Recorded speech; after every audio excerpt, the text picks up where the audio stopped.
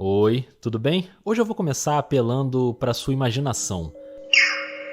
Quero que você imagine uma criatura com o peito estufado, a cabeça bem pequena, as pernas longas e bem finas, se aproximando bem devagar de uma multidão de 10.000 pessoas numa cidadezinha do interior do Rio de Janeiro chamada Casimiro de Abreu. Meus 8 anos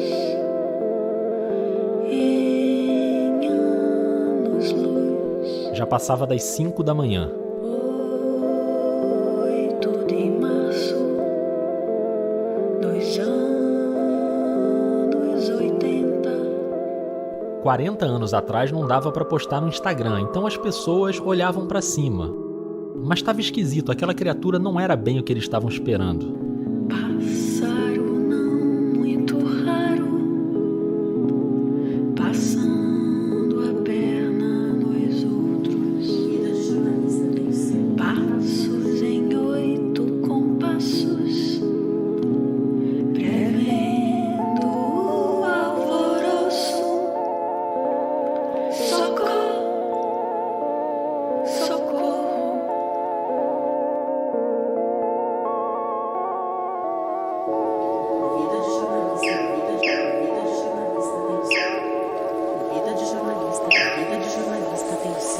Vida de jornalista tem o selo da Rádio Guarda-Chuva.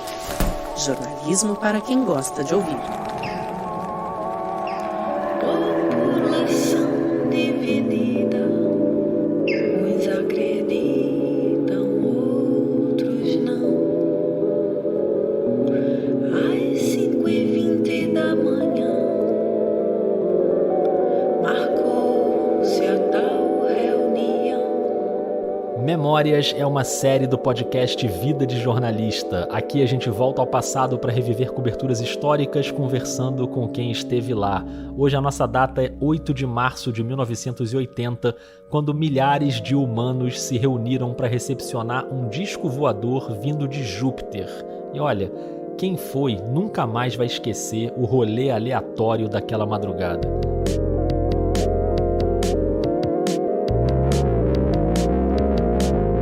Cerveja, fumo e Cid Moreira, multidão em festa, NASA e prefeitura, enciclopédia passa pros jupiterianos, café da manhã, desfile em carro aberto, música calma, advertência em placas. Ah, que saudades que tenho da aurora da minha vida. Eu sou o Rodrigo Alves, não tô exatamente na aurora da minha vida, mas hoje eu vou te contar essa história divertida e cheia de mistérios. Eu não vou te contar sozinho, né? Já já eu vou colocar aqui na conversa um jornalista que esteve em Casimiro de Abreu naquele dia. Eu te digo, nesses anos todos de trabalho que eu tenho, eu nunca encontrei uma história tão surreal. E uma cineasta que se debruçou sobre esse caso e sobre a cobertura da mídia na época. Como que uma pessoa completamente desconhecida chega do nada dizendo que vai descer um disco voador em Casimiro de Abreu? Tinha alguma coisa no ar, porque foi a melhor noite da vida de todo mundo que foi. Mas como você já percebeu, hoje eu também tenho uma companhia musical, num episódio diferente de tudo que eu já fiz aqui no Vida.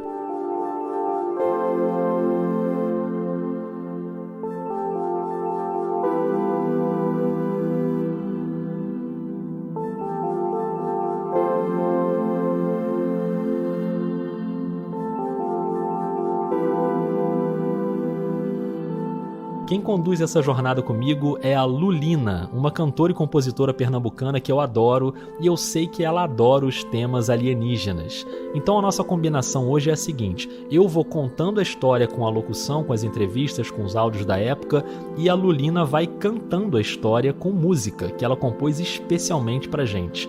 É como se tivesse um álbum da Lulina inteiro aqui dentro desse episódio.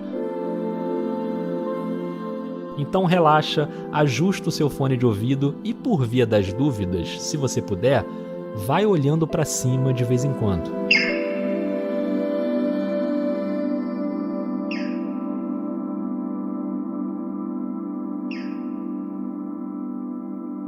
Então, quando eu era pequena, meu pai tinha essa historinha, esse caos que ele contava pra mim. do dia que ele foi para Casimiro de Abreu esperar o ET. Essa é a Clarice Salib. Eu sou documentarista, roteirista, pesquisadora, dou aula de documentário. E o mais importante para o nosso tema de hoje... Eu dirigi o curta Efeito Casimiro, em 2013. A gente já vai falar mais sobre esse documentário em curta-metragem. A Clarice também fez um longa chamado Boa Noite, sobre o Cid Moreira, que estreou no festival É Tudo Verdade em 2020. Meu nome é Cid Moreira. Cid Moreira, você me conhece? E sou formada em cinema. Não fiz jornalismo, apesar da minha filmografia dialogar bastante com o jornalismo, mas eu não tenho esse conhecimento de formação, não. Fiz cinema. E é isso, acho que tá bom? Tá bom demais, Clarice. Vamos botar pra gravar então? Vamos botar pra gravar. Ok, eu quero saber mais dessa história do pai da Clarice, que foi lá para Casimiro de Abreu para ver o pouso do disco voador. E eu adorava essa história, então ele contava de uma forma super engraçada, que os amigos dele pegaram, todos hippies, pegaram a Brasília, foram indo no carro, aquele clima para ir esperar o ET, que segundo meu pai ele estava indo para ver de novo, porque tinha também essa história de que ele já tinha visto um disco voador com um amigo dele quando ele era mais novo.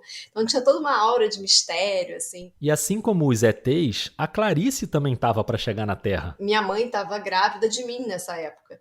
Então eu nasci 2 semanas depois dos ETs da história de Casimiro. Então é muito engraçado, né? Porque ainda tem isso, né? 24 de março e o ET estava marcado para chegar dia 8 de março. 8 de março de 1980. Anota aí que eu já vou te levar para aquele dia. Mas então, 2 semanas depois a Clarice nasceu, alguns anos depois ela passou a ouvir a história contada pelo pai. E corta para 20 e poucos anos depois, eu na faculdade de cinema tinha que fazer sabe esses projetos de final de curso? Você tem que inventar um projeto. Eu falei, eu vou fazer um documentário sobre isso. E ela fez, em 2001. Ficou horroroso, super mal feito. Então a gente dá mais um salto no tempo até 2012, quando uns amigos da Clarice que tinham uma produtora inscreveram o doc num edital, e rolou. E eu achei muito incrível que como que nesses 11 anos ninguém fez nada sobre esse caso.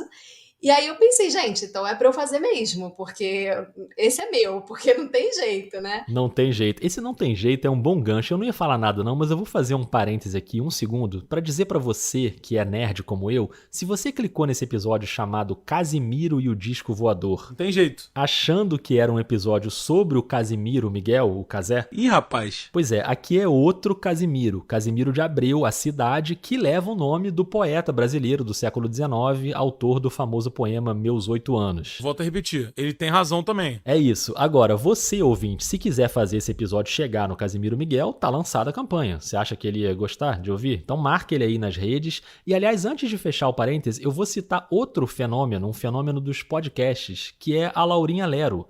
Porque se você é ouvinte da Laurinha, talvez você já tenha ouvido falar dessa história do disco voador em Casimiro. Ela citou uma vez o documentário da Clarice. Vamos ouvir. Uma amiga minha, Marina, beijo Marina, se você estiver ouvindo, viu que eu tava assistindo muito documentário de alienígena e recomendou um chamado Efeito Casimiro, sobre a vez que um disco voador ia descer em Casimiro de Abreu. Documentário sério, né? Não documentário de maluco. E é uma delícia. Pronto, também tá lançada a campanha para esse episódio chegar na Laurinha e na amiga dela, a Marina, né? Que já viu o doc da Clarice. Então marca aí, a Laurinha e o Casimiro. Pô, isso é mó doideira.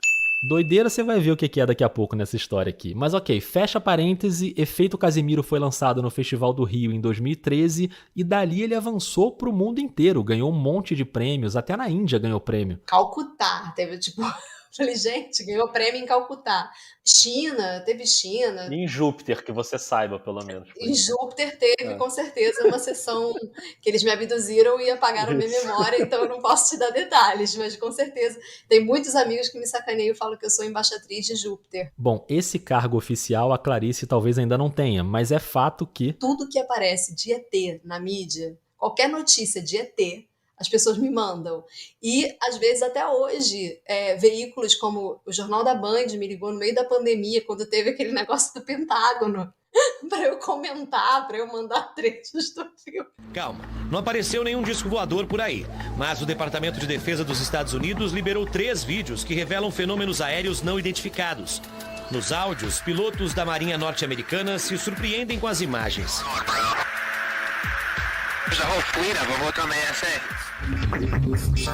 Curta-metragem Efeito Casimiro, lançado em 2013, voltou ao local que reuniu cerca de 10 mil curiosos à espera dos extraterrestres.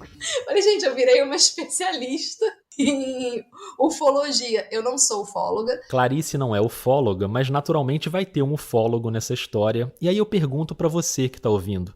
Você acredita em vida fora da Terra? Não necessariamente um alien verde com anteninha que vem visitar a gente, mas vida num outro planeta, numa outra galáxia, qualquer tipo de vida. O que você acha? Enfim, o fato é que aqui a gente não vai fazer nenhum juízo de valor, do mesmo jeito que a Clarice tratou no documentário, ela tratou o tema com respeito, e é o que a gente vai fazer aqui também. Então, bora voltar para 1980, em Casimiro de Abreu? Porque tá na hora de apresentar para você um homem misterioso chamado Edilson Barbosa.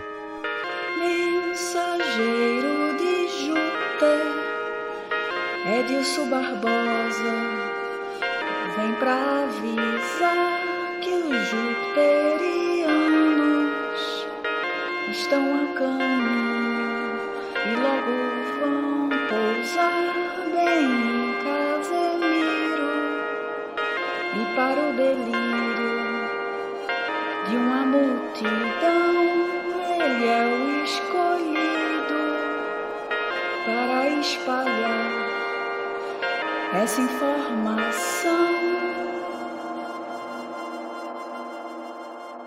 O Edilson Barbosa, ele realmente é um personagem maravilhoso do ponto de vista narrativo, né? Assim, ele tem tudo. Tem o mistério, tem essa capacidade de conseguir reunir tantas pessoas que acreditaram nele, né? No documentário, o jornalista Mário Dias, já falecido, ele fez aquela cobertura para o jornal O Dia. Ele conta sobre a dificuldade de achar informações sobre o Barbosa. Era tudo muito desencontrado.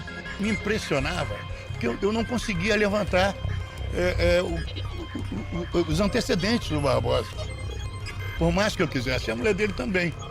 E embora ele me parecesse uma pessoa comum, ele tinha alguma coisa de mistério.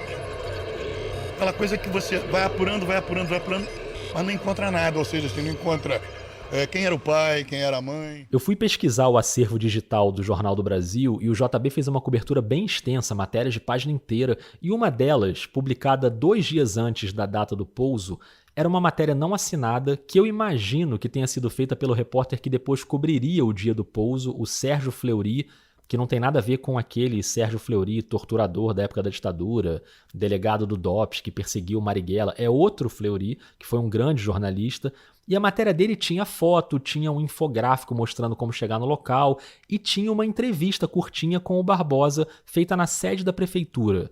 Dizia que ele tinha nascido nas Filipinas, tinha 45 anos e tinha vindo para o Brasil com os pais ainda criança para morar em Natal.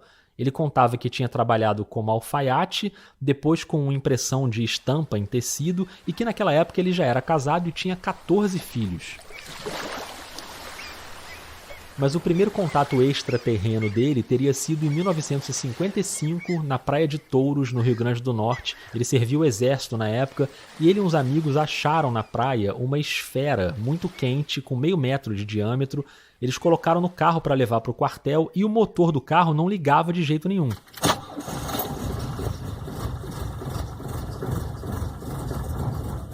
Então ele conta que ele foi de jumento até o quartel levando aquela esfera. Dias depois, essa esfera foi colocada num avião de carga para ser transferida e o avião do nada explodiu. Não tem nenhuma evidência dessa explosão, mas enfim, era a história que ele contava. E 10 anos depois, já no Rio de Janeiro, ele teria o primeiro contato com os jupiterianos. Eu vou ler esse trechinho do que ele diz na entrevista. Eu estava na porta do meu apartamento em Nova Iguaçu quando apareceu uma mulher chamada Joia que, dizendo-se de Júpiter, me avisou que eu seria um mensageiro do seu planeta. Como eu falei, eu não vou ficar julgando aqui se ele estava inventando ou se ele acreditava realmente naquilo, isso é o que menos importa.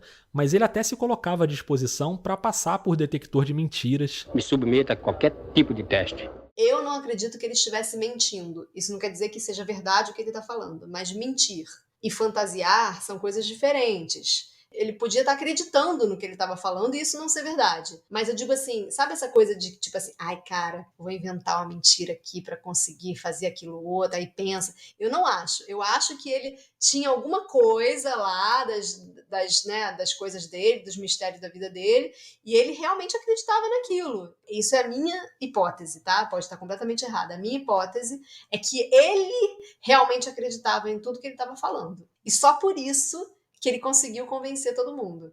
Por isso que ele fala, eu me submeto a qualquer tipo de teste, porque ele era capaz de passar um detector de mentira mesmo. E o que o Barbosa anunciou foi o seguinte: ele, como mensageiro de Júpiter, tinha recebido uma mensagem garantindo que no dia 8 de março de 1980, às 5h20 da manhã, um disco voador jupiteriano ia pousar em Casimiro de Abreu. Na época, a cidade tinha 9.000 habitantes, era uma estação de trem, uma agência bancária, um hotel com 21 quartos e só 9 aparelhos de telefone. O Barbosa dava os detalhes, o pouso ia ser numa fazenda um pouco fora do município, a Fazenda Nossa Senhora da Conceição, ali na margem da rodovia BR-101. E tinha a localização exata, ia ser num triângulo formado por 3 árvores na fazenda.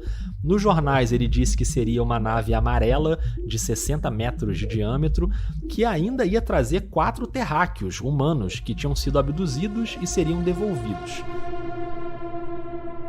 Diante disso, o prefeito na época, o Célio Sarzedas, embarcou na história. Ele embarcou muito, mas eu não sei até que ponto ele embarcou mesmo, ou se aquilo foi extremamente benéfico para a prefeitura, do ponto de vista da cidade, do ponto de vista político, passou a ficar uma cidade maior, né, depois daquilo. Então eu queria muito conversar com ele sobre isso. Mas ele não quis gravar para o documentário. Isso eu fiquei bem triste, porque eu queria ouvir a parte da prefeitura, né?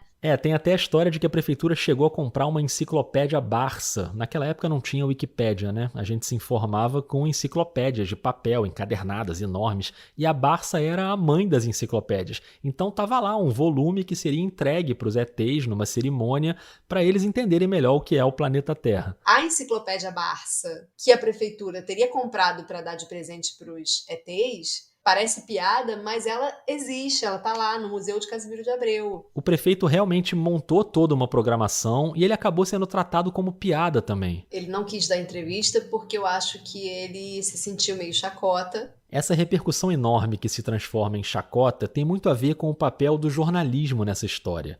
Casimiro de Abreu tinha um jornal diário, o Papa Goiaba, e um quinzenal, que era o Casimirense. Mas esses registros locais chegaram rapidinho na imprensa da capital. O Mário Dias, que a gente ouviu ainda há pouco, teria sido o primeiro a tratar do tema num jornal maior. O saudoso e maravilhoso Mário Dias, eu sou muito fã dele, a gente ficou amigo, assim, direto depois do filme.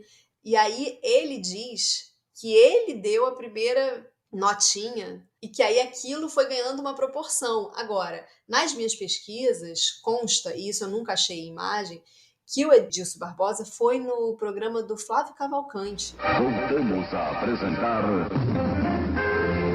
Programa Flávio Cavalcante.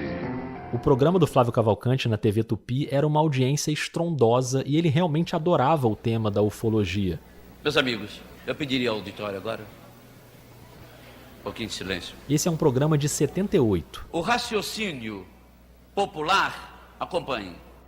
O raciocínio popular é simples. Se nós humanos já pisamos na Lua e já colocamos nossos aparelhos voadores em Marte, Vênus e outros planetas mais distantes, por que os habitantes de outros mundos não farão o mesmo com a velha Terra cansada de guerra? E ele falou no programa do Flávio Cavalcante que ia descer o disco voador. Então, parece que dali que começou a história mesmo, né? Então, é isso, Rodrigo, assim, foi uma sucessão. Aí o Dia dá uma notinha, que depois vira uma página. E quando a gente vai ver, a mídia toda já está repercutindo o caso. Porque assim, se eu chegar, virar para você e disser, poxa, Rodrigo, vai descer um disco voador ali em Mesquita amanhã, eu posso falar isso. Isso não quer dizer que eu vou mobilizar uma cidade inteira, que todos os veículos, principais veículos do país, sabe? Que isso chega lá fora, no exterior, sabe? Porque tem repercussão internacional. Como que isso acontece numa época que não tinha internet, entende? Isso, pra mim, é o grande mistério dessa história. Como que uma pessoa completamente desconhecida chega do nada dizendo que vai descer um disco voador em Casimiro de Abreu. E essa história chega na voz do Cid Moreira no Jornal Nacional.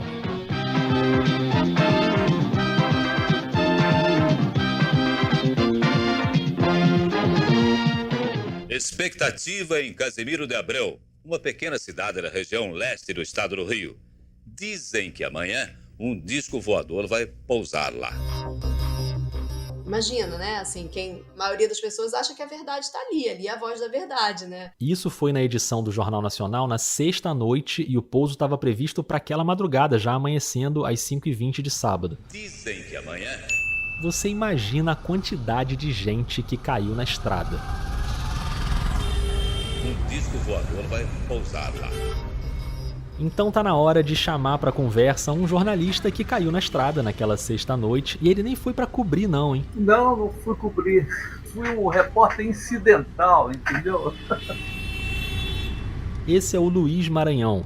Trabalhei em vários jornais, em vários estados. Trabalhei no Globo, fui diretor da sucursal do Correio Brasiliense, aqui no Rio de Janeiro. Mas nos últimos anos, eu concentrei o meu trabalho na UFRJ. Durante 6 anos, o Maranhão editou uma revista chamada Versus, sobre política exterior e economia, e hoje ele faz consultoria no Sindicato dos Trabalhadores da Universidade. Lá em 1980, na época do disco voador em Casimiro... Eu tinha 20 e poucos anos, trabalhava no jornal Fluminense. A gente está falando de 1980, 40 anos atrás, eu estudava na UF ainda. Era um jornal importante, né? Era o principal jornal do antigo estado do Rio. Ele tinha uma capilaridade enorme. Pra você ter uma ideia, ele tinha sucursal nos principais municípios e regiões do estado do Rio. Ele era chefe da sucursal de São Gonçalo, na região metropolitana. Era a minha primeira experiência de jornalismo diário, depois de um estágio que eu tinha feito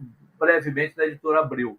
E foi lá que esse episódio foi me encontrar. O Maranhão estava na sede do jornal, em Niterói. E amigos meus me convidaram, estava de folga nesse final de semana, e aquilo, de fato, chamou a atenção. Né? Porra, e muito na base da zoação. Né? Porra, olha só, o cara está dizendo que veio uma missão de Júpiter, e eu fui participar desse transe coletivo, entendeu? Se fosse para uma festa, para um jogo de futebol. Então se formou o time da sucursal de São Gonçalo para ir até Casimiro de Abreu. Maranhão, Capilé e Calixto. Era esse trio. O Maranhão, que está conversando com a gente, o Maurício Capilé, que era um fotógrafo do jornal, e o Calixto, que era o que tinha mais dinheiro na sucursal, era o que era da publicidade, do comercial, tinha um Passat branco.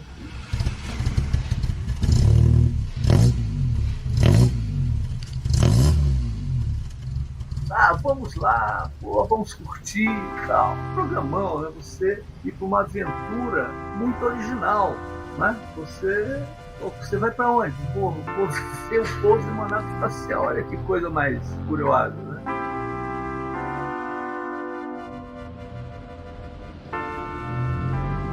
E assim começou aquela jornada dos 3 amigos para encontrar os ETs de Júpiter. Ou não, né?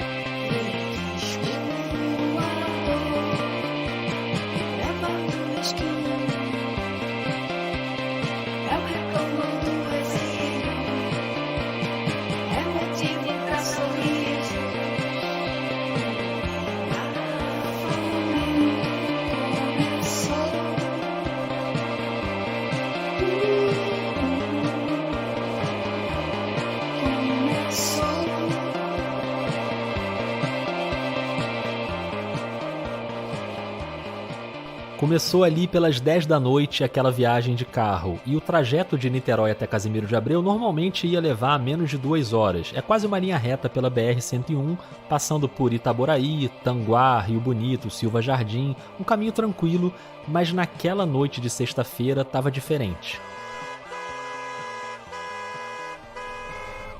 A BR-101 estava interditada com engarrafamento. Grande perplexidade você vê alguns quilômetros de estrada ocupada por carros que tinham se deslocado até lá. A sorte é que eles estavam preparados. Então nós levamos uma garrafa de uísque e algumas cervejas. Eu nem perguntei se eles já abriram os trabalhos ali no engarrafamento, até porque o Calixto estava dirigindo, né? Mas não importa, esse não é o nosso tema. O negócio era chegar lá.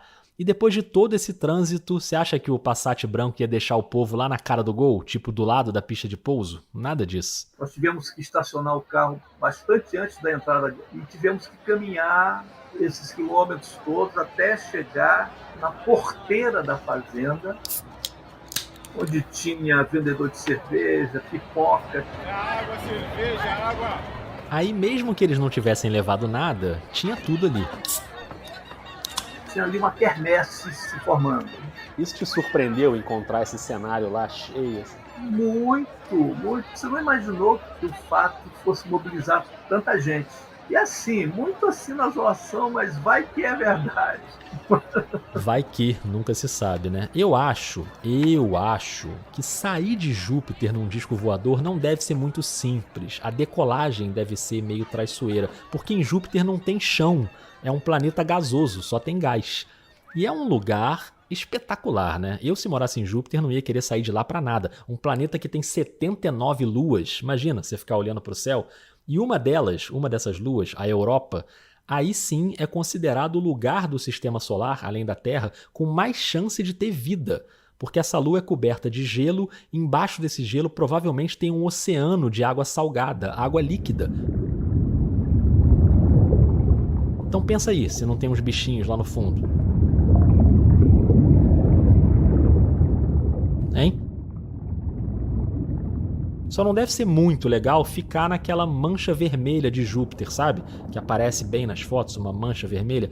Aquilo é uma tempestade gigantesca que tá rolando há 300 anos. 300 anos mesmo. E o tamanho dela é maior que a Terra.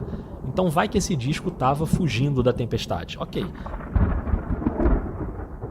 Mas eu já estou viajando demais. Vamos voltar lá para a entrada da fazenda. Ali tinha gente de todo tipo. Gente jovem, gente idosa, casais de namorados, amigos reunidos. E também me chamou muita atenção a presença de grupos visivelmente ligados a atividades esotéricas, contemplativas. E quando a gente chega ali, né, a gente estava bebendo, estava numa festa, né, diante daquela aglomeração e tal. Fizemos ali um tempinho diante da porta da fazenda e, a partir daí, começamos a nos encaminhar para o local do suposto pouso. Que ia acontecer às 5h20 da manhã e já tinha uma espécie de platô, um relevo mais alto, onde as pessoas ficariam para assistir. Até chegar no platô tinha um caminho já preparado com as indicações. Esse caminho serpenteava dentro da fazenda e na direção de uma colina, porque, de fato, no imaginário,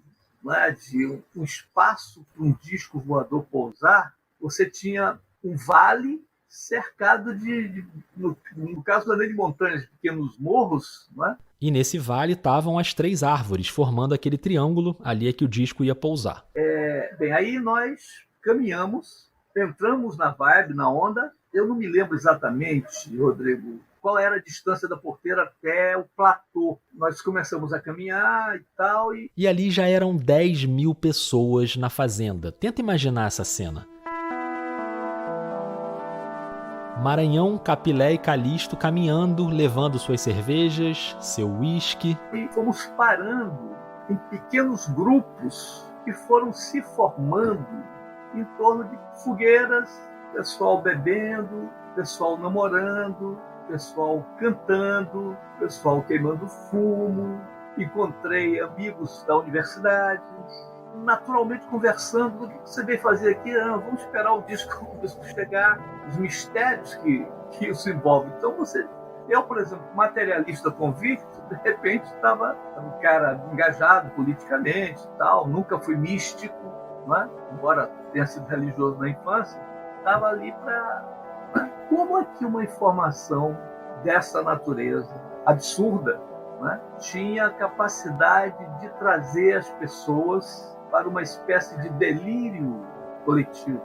As pessoas dançando, as pessoas multicoloridas, as pessoas com indumentárias diferentes, né? Porque foi uma invasão, 10 mil pessoas. Você imagina o que é 10 mil pessoas há 40 anos, numa cidade pequena, na periferia da cidade, como se fosse assim um Woodstock, entendeu? O Woodstock ufológico brasileiro.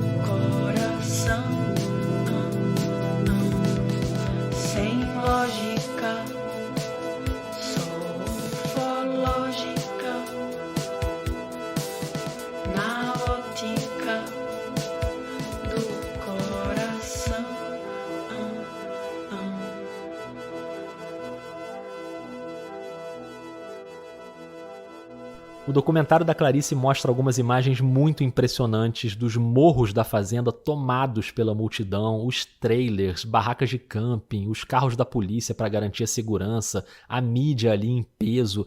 Era realmente um grande evento, que teve até uma cartilha elaborada pela equipe de coordenação do contato com os jupiterianos. Foi publicada nos jornais, dizendo o que podia e o que não podia fazer. Eram 14 mandamentos. Deixa eu ler aqui, vamos lá. 1. Estacionar sem interditar a BR-101. Ok. 2. Não impedir a entrada da fazenda, pois ambulâncias e viaturas policiais devem transitar. 3. Não ingerir bebidas alcoólicas. Aí já complicou. Essa é muito engraçado, né? Porque chegamos lá doidões, entendeu? Havia muita turma, a turma que entrou na viagem ligadaça. Seguindo na cartilha, 4. Levar sua própria alimentação e água. 5. Usar botas. 6. Não levar crianças. 7. Não fazer fogueiras. Essa aí já era também. E tinha mais. Recomendações metafísicas, assim, não se emocione, fique calmo. 8. Silêncio. 9. Seja calmo. 10. Não corra. 11. Não ultrapasse as placas de advertência. 12. Não entre com nada metálico. 13. Como disse o Maranhão, procure dominar suas emoções. E 14. Seja gentil. Achei fofa essa. Quando o jupiteriano chegar, seja gentil. Não vai fazer a Terra passar vergonha, né? Vamos fazer bonito com as visitas. Havia toda uma preparação, um ritual de recepção para o grupo de extraterrenos que ia pousar, desfilar no carro de bombeiros, ir até o centro da cidade, visitar o prédio da prefeitura, visitar a Câmara. E isso sendo levado a sério por autoridades. A Telerge, na época, que era a companhia de telefone, instalou orelhões na fazenda. Você, jovem ouvinte, já usou um orelhão? Sabe o que é um orelhão? Esse ícone da comunicação e do design. É um telefone público coberto por uma cabine que parece uma orelha gigante ou um ovo cortado ao meio. E o ovo foi a referência mesmo, você sabia? A casca do ovo foi a inspiração da criadora do orelhão, a arquiteta Xu Ming Silveira, uma chinesa que veio para o Brasil ainda criança. Vida de jornalista também é cultura, né? Bom, voltando, porque a madrugada avançava. A hora foi se aproximando, as pessoas foram... Havia recomendação de silêncio, né? 10.000 pessoas em silêncio.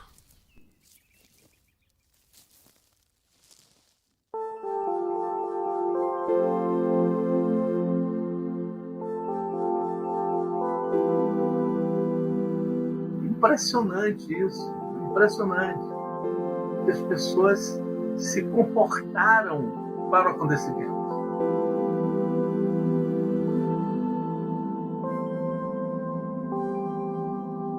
Eis que finalmente deu 5h20 da manhã. E agora? Chegou a hora de olhar para cima.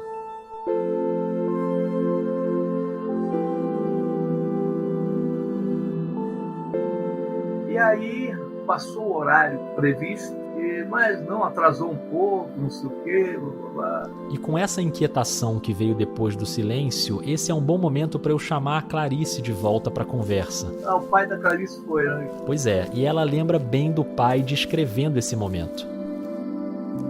Então foi passando a madrugada e tal, daqui a pouco eles começaram a ver uma luz chegando, uma coisa chegando perto, e começou aquela comoção, todo mundo se dando a mão, todo mundo se abraçando.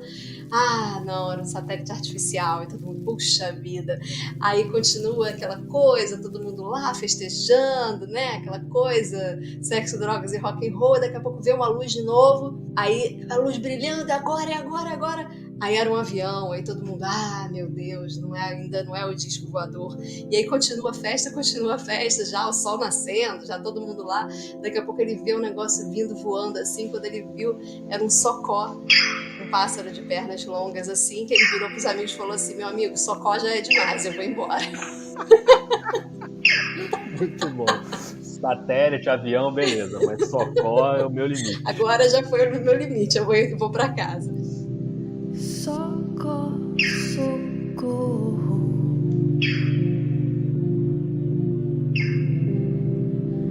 Raios de sol. Então, de repente, a ilusão se desfez. O pouso vira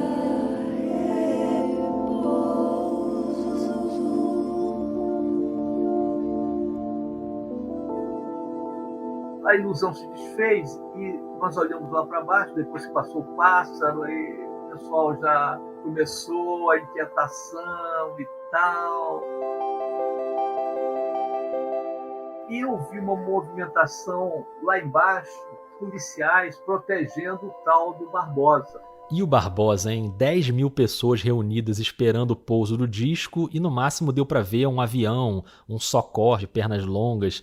Qual seria a explicação para aquela desfeita dos jupiterianos? Uma das explicações do Edilson Barbosa de que porque o disco não desceu é culpa da mídia. Não sei se você sabe disso. Não sabia, mas botar a culpa na mídia acontece muito. E às vezes a culpa é da mídia mesmo. Que ele diz que o disco voador, quando vai pousar, ele não pousa igual um avião. Ele faz um trilho magnético e aí do ponto A ao ponto B não tem como parar no meio. Entrou no ponto A, ele vai para o ponto B. Quase em teletransporte, entendeu? Por isso que os movimentos são assim.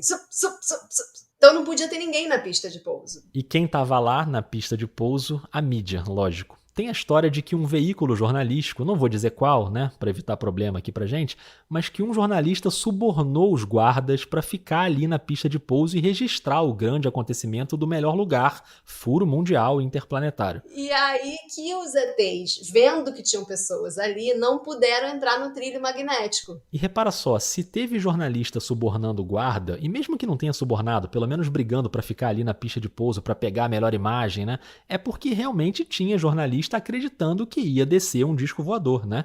É o famoso vai que.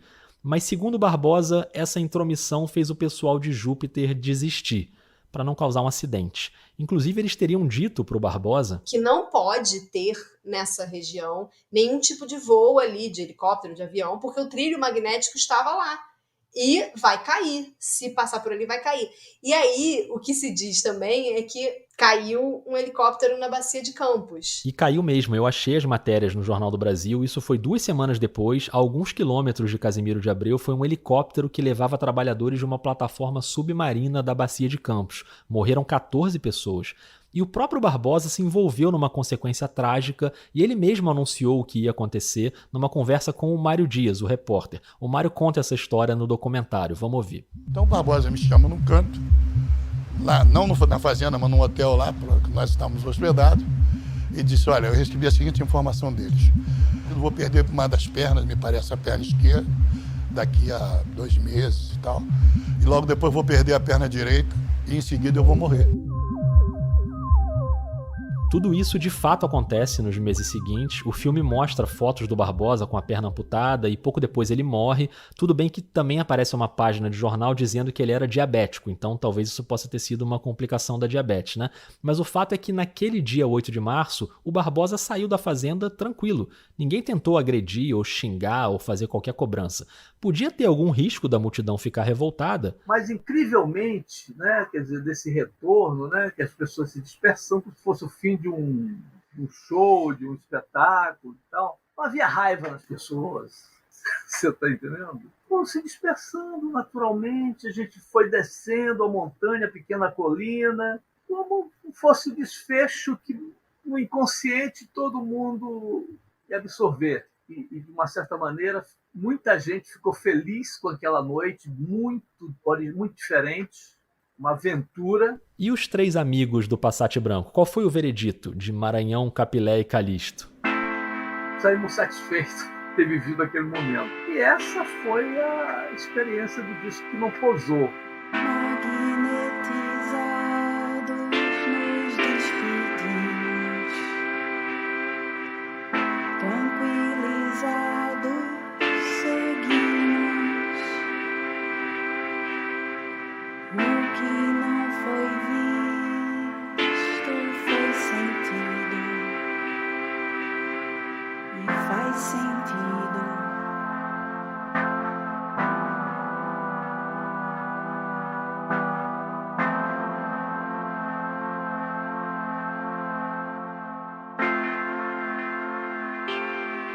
O resumo dessa aventura toda é: uma pessoa desconhecida anuncia que um disco voador de Júpiter vai pousar numa cidadezinha do interior do Rio de Janeiro, a mídia embarca na história e pronto.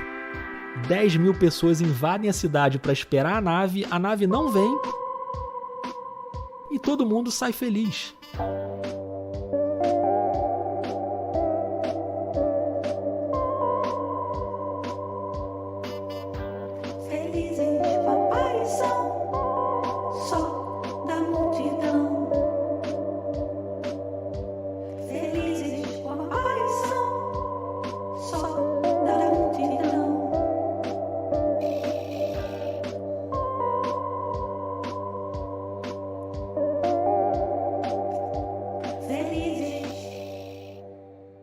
E você, tá feliz com essa história? O que você achou? Se esse caso parece inusitado demais para você, a gente vai tentar botar algum sentido nisso tudo. A Clarice e o Maranhão vão te explicar esse evento por um outro ângulo. E aqui eu confesso que eu troquei a ordem das coisas de propósito. Geralmente aqui no vídeo eu dou o contexto antes e eu vou para a ação depois. Mas como esse é um episódio diferente, eu deixei o contexto para o final. Um contexto que envolve o longo período de repressão da ditadura e uma urgência por liberdade. Você sabe que em determinado momento o disco descer ou não descer passou a ser secundário. E o assunto em si, o tema em si, embora agora eu estou falando de 1980, a ditadura já estava caminhando para um fim, nós tínhamos a cultura do silêncio, a cultura do distanciamento, a alegria não é amiga dos sistemas autoritários. Esse contexto político, eu acho uma das coisas mais incríveis do caso. Assim, na verdade, o que mais me atraiu, né, conforme eu fui pesquisando e amadurecendo a ideia, é justamente a necessidade de se acreditar em alguma coisa, de se estar junto de novo, de celebrar, de fazer festa, né, saindo de um período muito duro. A ditadura observava toda essa movimentação em torno do disco que ia pousar em Casimiro, mas era um tema em que ela não ia se meter, porque, porra, isso aí, um grupo de malucos. Então isso é maravilhoso, assim, isso para mim tem muita importância nesse caso, talvez seja o cerne, né, da história. E outra coisa, Rodrigo, vou te dizer que eu cobri muita chegada de exilado no Galeão, que era momento de congraçamento, entendeu? Chegar ao Prestes, chegar ao Arraiz, se encontrar o Oscar Niemeyer, uma multidão cantando a música do Aldir Blanc e João Bosco, criava uma atmosfera de esperança, uma outra perspectiva para o país. Sem discurso, era mais um sentimento. Então eu acho que esse ambiente ele se refletiu no que aconteceu em Casimiro de Abreu. Havia uma certa euforia. Foi um momento de luz, entendeu? Foi um momento com essa característica. Agora, é engraçado que quando eu fiz esse filme em 2013, eu falei dessa época da ditadura como se fosse uma coisa muito distante. Eu tinha uma ideia ali em 2013 que eu estava falando de algo que é muito do nosso passado, entendeu? E aí hoje, o nosso contexto político, a gente vê que, na verdade, a gente não superou aquilo, né? Tá muito presente ainda. Eu demorei a entender na minha vida, assim, adulta, demorou a cair a ficha de que, assim, as lógicas da ditadura não se extinguiram hoje. Então é quase como se eu tivesse no filme um pouco uma ingenuidade de celebrar o fim daquilo, né? E aí, de repente, a gente está num cenário que está flertando seriamente com aquilo. Então, do quanto isso ainda está presente, né? Assim, o quanto isso não é algo num passado tão distante, né? Um material de arquivo que, se bobear, vira material vivo de novo, né? Totalmente, Clarice, totalmente. Esse medo é real de viver de novo o que viveu aquela geração nos anos 60 e 70. Ali no começo da década de 80, com o país começando a sair da ditadura e voltando a experimentar uma sensação de esperança, de liberdade, quem estava lá em Casimiro de Abreu não estava necessariamente preocupado com o disco voador. E quem captou muito bem isso naquela semana foi um mestre em entender o que se passa na nossa alma, um gênio das palavras, que naquela época escrevia no jornal toda quinta-feira. O poeta e cronista Carlos Drummond de Andrade era colunista do Jornal do Brasil e no dia 13 de março, 5 dias depois do não pouso do disco voador, a crônica semanal dele foi sobre esse tema. Carregada de poesia, claro, mas também de uma percepção de que aquelas 10 mil pessoas não estavam nem aí para Júpiter. Tanto que não viram quando a nave desceu. O disco pousou, eu vi.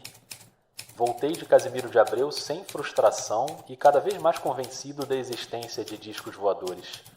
Me admira que a multidão atraída pelo anúncio tão positivo, tão sério do mensageiro de Júpiter não tenha tido olhos para ver o disco pousado no chão da fazenda e os tripulantes lá dentro dele fazendo sinais em todas as direções com o que se poderia chamar de braços não convencionais, extremidades móveis de grande flexibilidade e poder de comunicação. O povão não viu, ninguém viu, mas eu vi. Porque o próprio mensageiro de Júpiter retirou-se com o rabo entre as pernas, escoltado pela polícia, que no fundo tinha vontade de bater nele, como de praxe, mas se absteve. A nave extraterrestre fez o possível para se tornar entendida dos terráqueos, mas ninguém, absolutamente ninguém, deu mostra de compreender os nossos amáveis visitantes, que afinal bateram em retirada, provavelmente para nunca mais voltar, pudera. Não sou melhor do que os outros, mas tive a sorte de prestar atenção, isto é, de não prestar atenção e dormir na hora marcada para a descida da nave sideral. Certifico, foi esplêndido. Pobre de vocês, irmãos, que não distinguem na realidade o que se vê em sonho.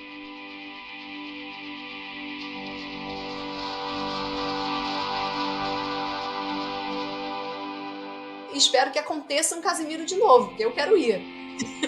Porque todo mundo diz que foi a melhor noite da vida deles. Isso sem exceção, entendeu? Eu te digo, nesses anos todos de trabalho que eu tenho, eu nunca encontrei uma história tão surreal. Se não tinha ET, se não tinha jupiteriano, mas tinha alguma coisa no ar, porque foi a melhor noite da vida de todo mundo que foi. Então isso a gente tinha que ter direito de viver isso, você não acha?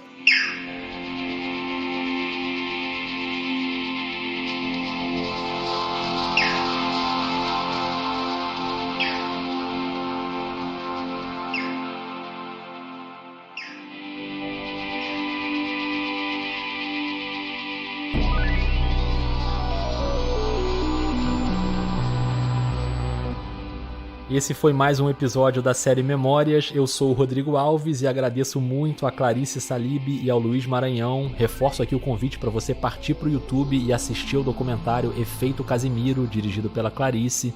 E também quero agradecer demais a minha parceira para contar essa história, a Lulina, que comprou essa ideia meio doida de fazer um episódio documental e musical ao mesmo tempo. Ela compôs toda a trilha sonora que você ouviu e continua ouvindo nesse episódio. Espero que você tenha gostado dessa mistura e busca aí, caso você não conheça, a obra da Lulina, que tem vários álbuns, todos sensacionais, uma grande, grande artista.